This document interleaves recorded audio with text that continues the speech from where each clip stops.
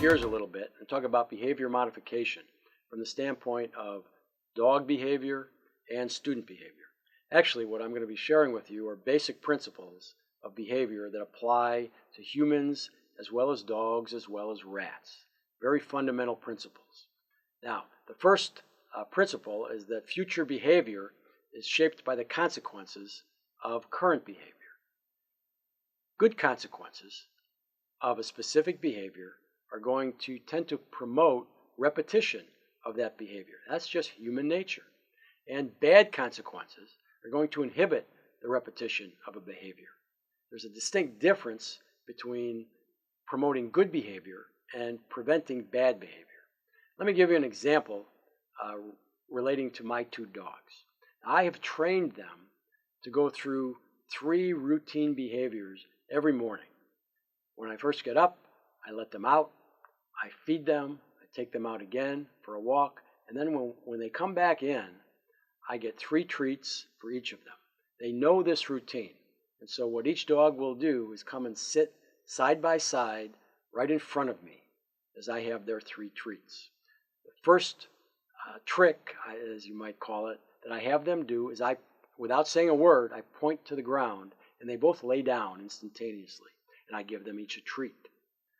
I then raise my hand, and they sit back up. I take my finger, and I just spin it around like this, and both of the dogs do a 360-degree spin and sit right back down, and I give them another treat. And the last trick, which is actually my favorite, is I hold a treat out in my left hand to one of the dogs, and they won't take it. I then switch the treat to my right hand, and the dog instantly takes it, and then I give them praise. I do the same for the other dog. Now, I mention this because stop and think about what it might take to provide that type of training to a dog that they would respond in that way to an offer of treats. It would have been impossible using negative behavior by shouting or hitting a dog to get a dog to lay down when I want the dog to, or to spin when I want the dog to, or to take treats only from my right hand and not my left hand.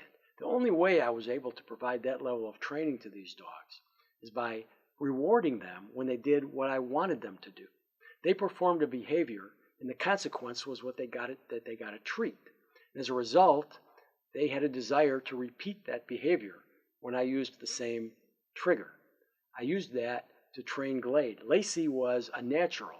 I noticed one day that she spinned around, and I gave her a treat because I thought, wow, that's a nice behavior.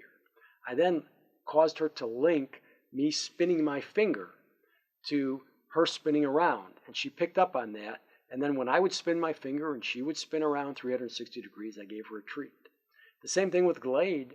When I first asked Glade to spin around, she didn't, and then I had Lacey do it again, gave her a treat, came back to Glade, spun my finger, she spun around. Now the key is that when she did spin around, I gave her a treat.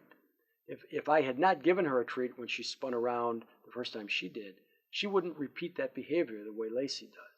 So I wouldn't have succeeded if I used negative feedback to the dog. And I wouldn't have succeeded if I didn't provide a reward when Glade first spun around the way Lacey did.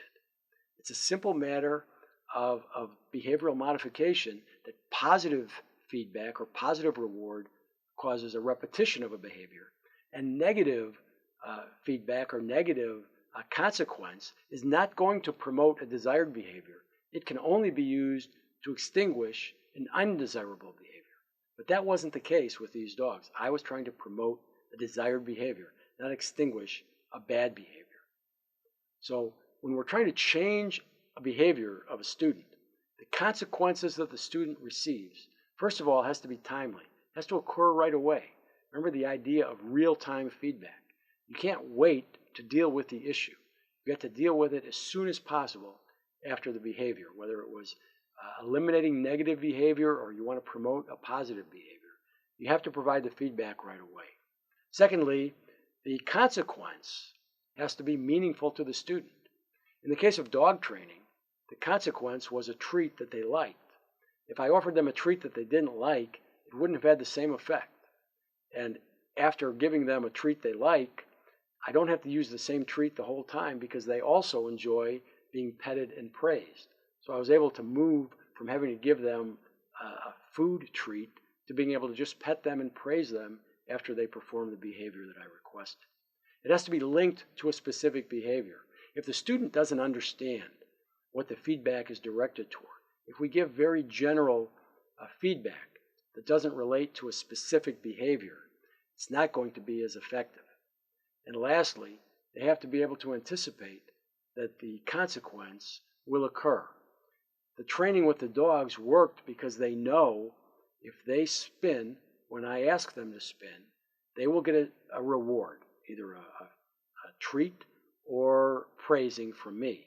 If I cease to do that, after a period of time, they will stop to perform that behavior.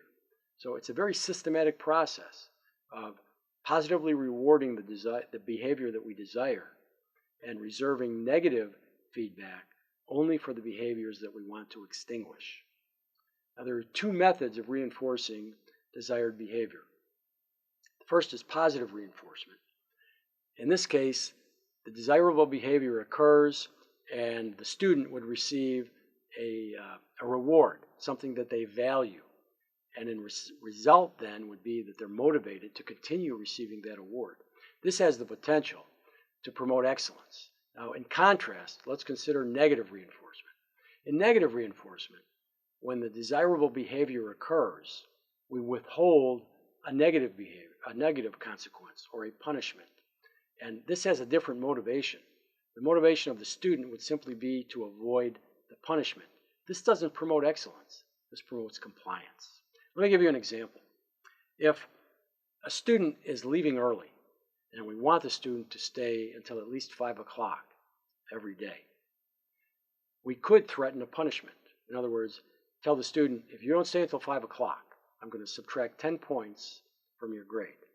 Now, the student would be motivated to stay until 5 o'clock because they want to avoid the punishment of having points subtracted from their grade. But the motivation would only be to avoid the punishment, which would mean they'd be motivated to achieve minimal compliance of just staying there until 5 o'clock. So you'd have a student who'd be watching the clock, and as soon as the clock ticks on 5, they are out the door. Now contrast that to a student who might be leaving a little bit early, and you notice them stay on time or a little late one day, and you acknowledge their effort. You provide praise to the student for staying a little late. That student is going to be more inclined to want to stay late. And if they continue to get feedback for the effort that they're putting forward, they will be more inclined to continue putting forth that effort. So we can, by choosing a type of reinforcement, whether positive or negative, the positive reinforcement is going to be much more impacting of student behavior and much more potential to guide the student to excellent performance rather than minimal compliance. We don't want to rely too heavily on the threat of punishment when we can accomplish the same type of desirable behavior by providing a positive reward.